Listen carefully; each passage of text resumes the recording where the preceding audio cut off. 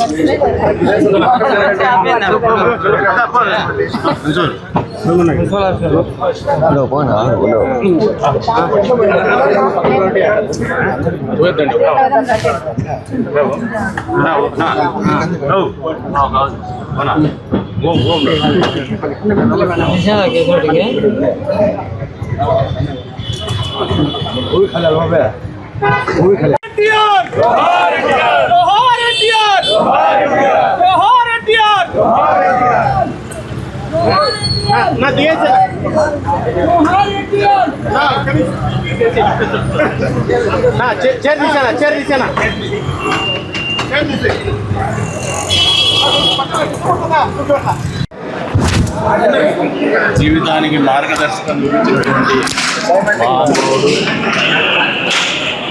శ్రీ నారా చంద్రబాబు నాయుడు గారి పుట్టినరోజు సందర్భంగా ఈరోజు కదిరి నియోజకవర్గంలో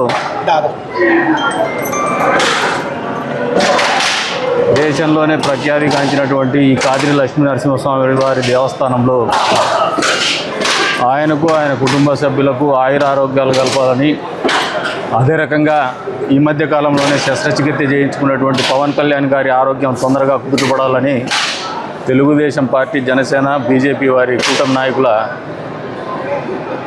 భాగస్వామ్యంతో పూజా కార్యక్రమాలు చేపట్టడం జరిగింది. ఒకసారి చరిత్రను గమనించినా, వర్తమానాన్ని గమనించినా, భవిష్యత్తు గురించి ఆలోచన చేసినా కానీ తెలుగు జాతికి గుర్తొచ్చేటువంటి ఏకైక నాయకుడు నారా చంద్రబాబు నాయుడు గారు.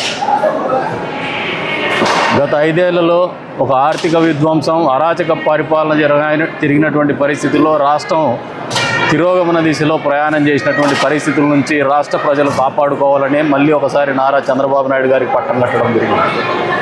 ఈ రోజున 76 సంవత్సరాల వయసులోకి అడుగు పెడుతున్నటువంటి ఆయన ఇప్పటికీ 20 సంవత్సరాల యువకులతో పోటీ పడుతూ ఆలోచనలో కావచ్చు, ఆరోగ్యంలో కావచ్చు, మానసిక పరిస్థితిలో కావచ్చు, శారీరక పరిస్థితిలో కావచ్చు పరుగులెత్తున్నటువంటి ఉరకలేసి ఉత్సాహంతో ముందుకు పోతున్నారు.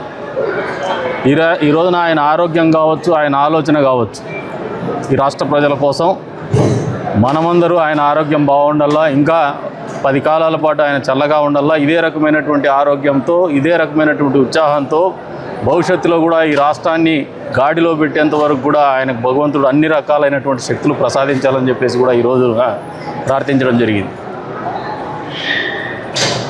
ఎప్పుడైనా కూడా చరిత్రలో మీరు ఒకసారి ఆయన ప్రస్థానం గమనిస్తే రాజకీయాల్లో మా అందరికి కూడా ఒక మార్గదర్శకుడు ఆయన.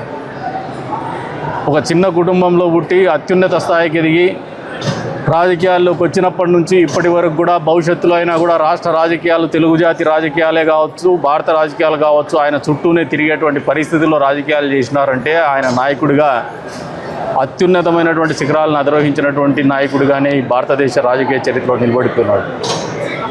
అంతేకాకుండా అక్కడి నుంచి ఎప్పుడు కూడా ఇంత పెద్ద స్థాయికి వచ్చున్నాం, ఇక చాలే అని ఎప్పుడు అనుకోలే.